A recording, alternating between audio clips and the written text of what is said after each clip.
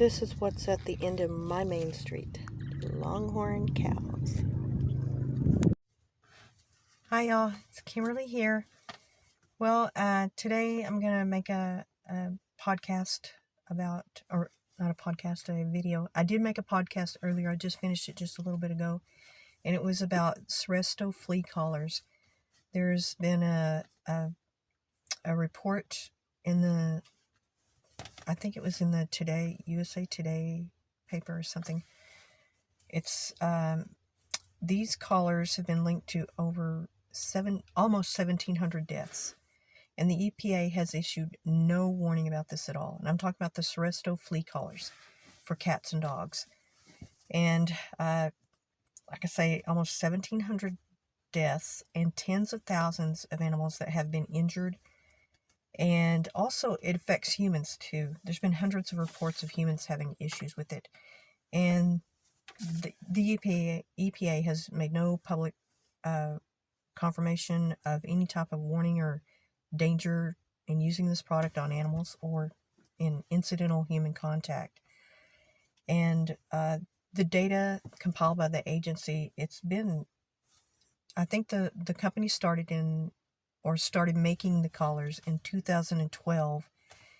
And this data has been compiled since then, all the way through June 2020 that they've recorded all this data, which it's probably a lot of these incidents have not been reported. And since then, I'm sure there's been numerous other incidents happening too, and we put these chemicals on our pets to make sure, they're not suffering from ticks or fleas. And it's fleas are, they're disgusting. My dog had them one time, and my dogs never had them when I was growing up. I never saw a flea until I was like, I want to say in my 20s or something. And, they're just creepy and gross. I can't stand them.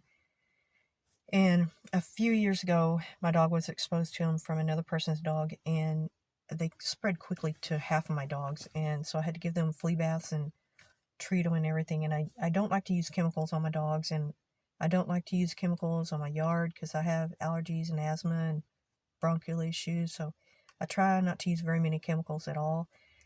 And even in the house, I rarely spray bug spray, only if there's there's been a few scorpions and spiders that I've had to kill, and I try to avoid, using those chemicals at all. And especially on my dogs, I don't like to expose them to chemicals either. And just the fact that the EPA has done nothing to let people know about these problems, it's just, an abhorrent practice. And they're the federal government agency that is there to protect consumers from pesticides, the environment,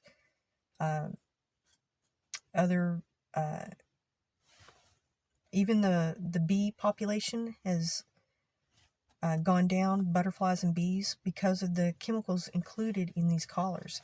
They're responsible for, killing off the bees which we need to pollinate the crops with. So these chemicals are having a drastic effect on our environment, and even humans have had issues. These collars have two main types of chemicals, and they can cause rashes, skin irritation, breathing issues, lethargy, vomiting, just a lot of different intestinal issues, allergic reactions, neurological issues, chemical burns, seizures. My dog had chemical burns because I used one of those little squirt tubes, the little tubes that you squirt. You're supposed to part the hair on their neck and you squirt it, or right up their shoulder or neck, around that area. And you squirt it directly on the skin. And I did that with 3 of my dogs. And they all 3 had reactions to it. They had chemical burns, and they kept scratching and itching and caused, irritation. And my biggest dog had a huge chemical burn from it. And it took a couple of weeks or more, a month, I don't remember how long, for it to heal up. But he kept scratching it, reopening it, and, irritating it further. And then the hair on that spot fell out, and it didn't grow back for over a year. He had a big scar there, and I'll never use them again. I'll never use them again. And I was very lucky that the other dogs had not so major issues with it. And this dog is the one that had the allergic reaction to something that we didn't know about. And this was separate from this incident. But he has allergic tendencies, so depends on your dog. Make sure, according to your dog's health, if they're allergic to things, if they have reactions, then watch them very closely. Make sure if you're going to put one of these collars on, monitor them. Just pay attention to them.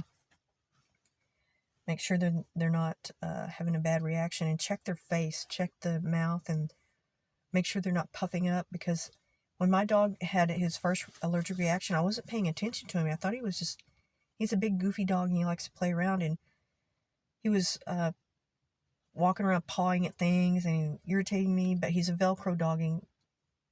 Not supposed to use that word, I think. He's a sticky dog, and he sticks to me all the time, and he was just irritating me, and I wasn't really paying attention to him.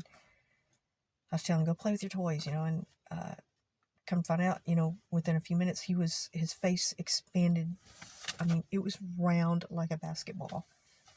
And I still don't know what that was, if that was an allergic reaction to food or some other allergy.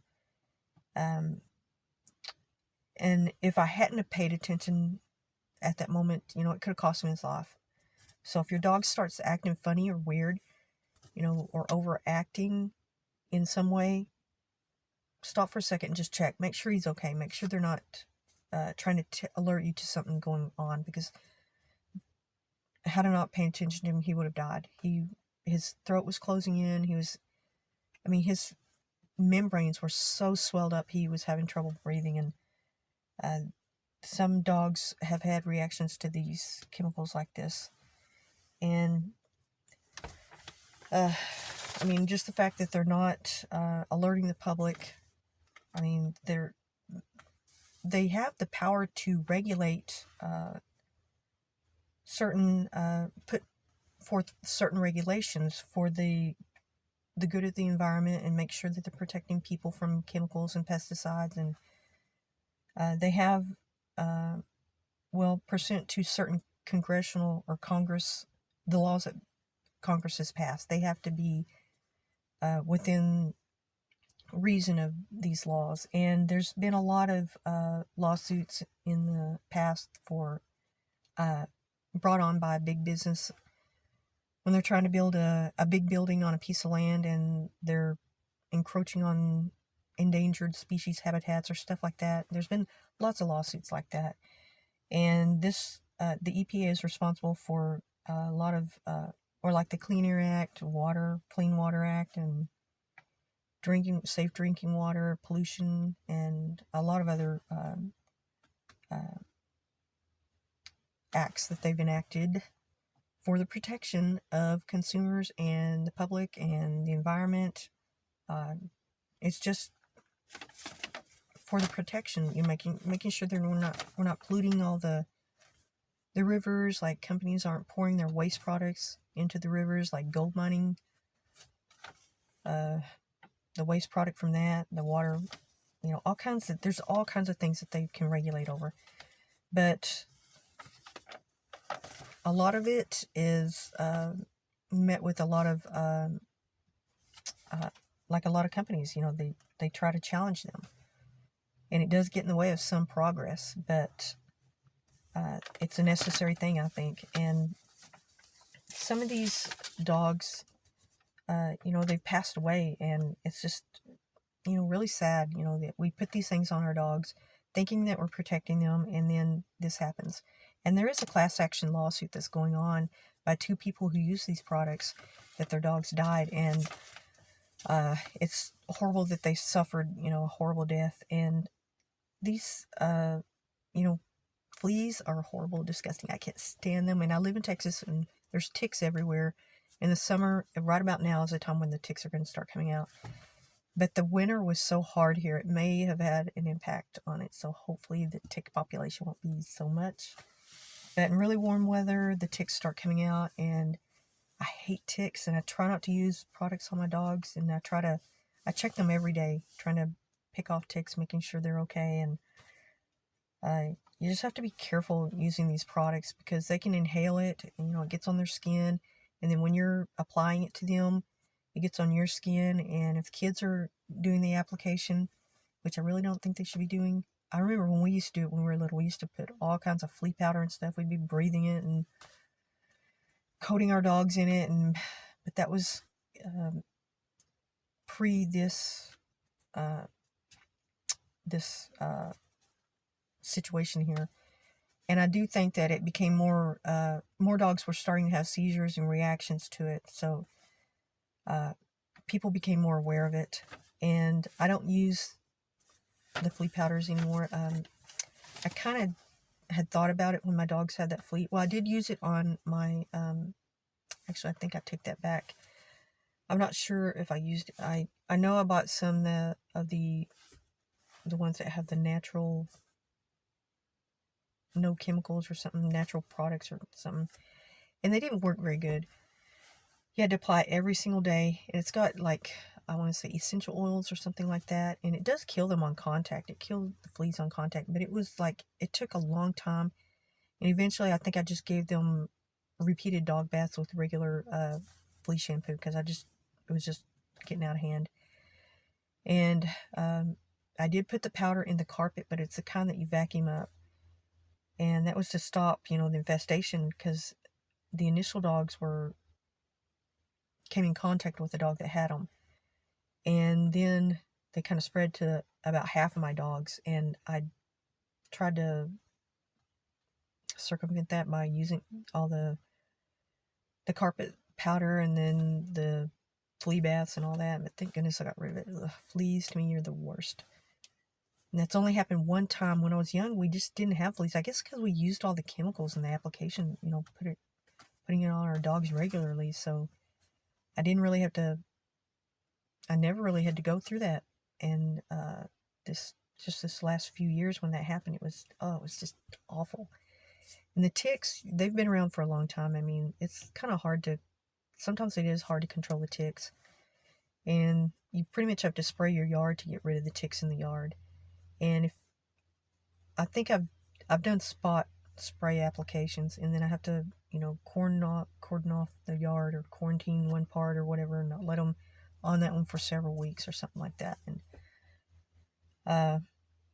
just the thought of my dogs getting harmed by these chemicals, it's just awful, and I feel so bad for the people that's happened to, because it's a horrible death, and they have a bad reaction. They have to be rushed to the emergency room and emergency vet, and some of them don't make it. And the EPA has not publicly acknowledged it, so hoping to spread this, to be very careful of these collars. And the one in question that I'm talking about is SERESTO collars. And the others, I think there's been some reports from a lot of the others too. Just this one is the most of any collar that they've had that many reports to the EPA about injuries or deaths. And hopefully they'll make an announcement. I don't know.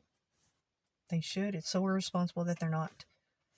Okay, thank you all. And I also have this report on my podcast if you want to listen to that. Kimberly Quintanilla, or The Dog Show with Kimberly Quintanilla.